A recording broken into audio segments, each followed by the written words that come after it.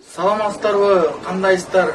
Америка шаарындагы жана менин фанаттарым, Нью-Йорк шаарында жүргөндө, Вашингтондогу жана тиги Чикаго шаарындагы элдериме менден чоң салам буюрса келаткан жаңы кут болсун.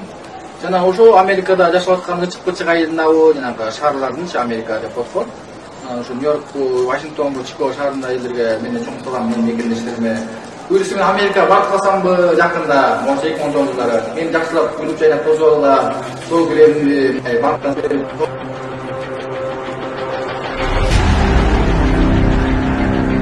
Ужас, это Чапалак Батыр. Что? Чапалак Батыр. Что за Чапалак Батыр?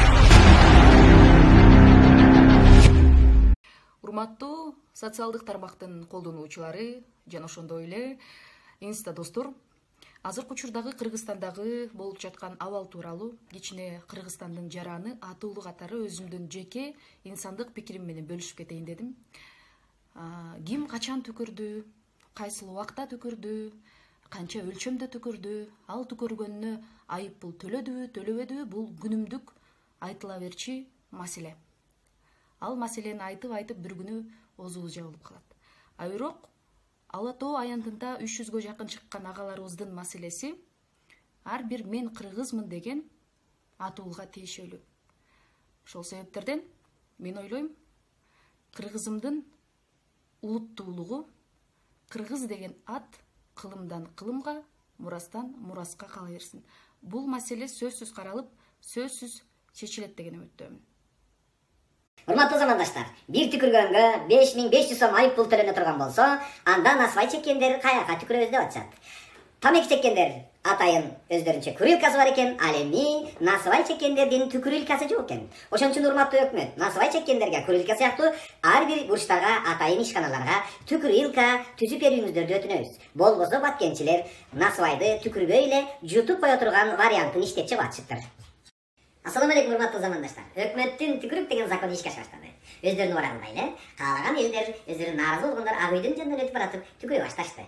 Урматтуу өкмөт, сиздер убар болбой эле ушул моментти пайдаланып, Ак үйдүн алдына кыйда-кейнен түкүргүчтөрдү коюп туруп, четине кассаны коюп коюңуздар.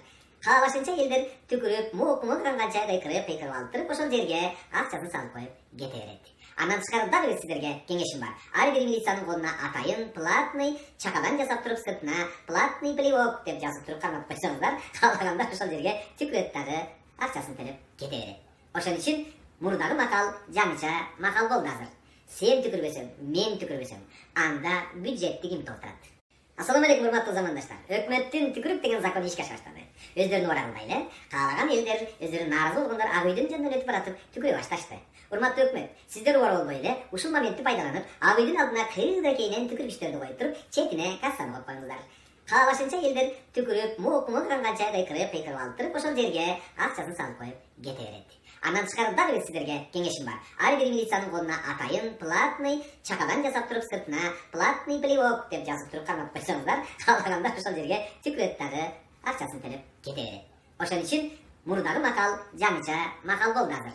Сен түкүрбөсөң, мен түкүрбөсөм, анда бюджетти ким толтурат?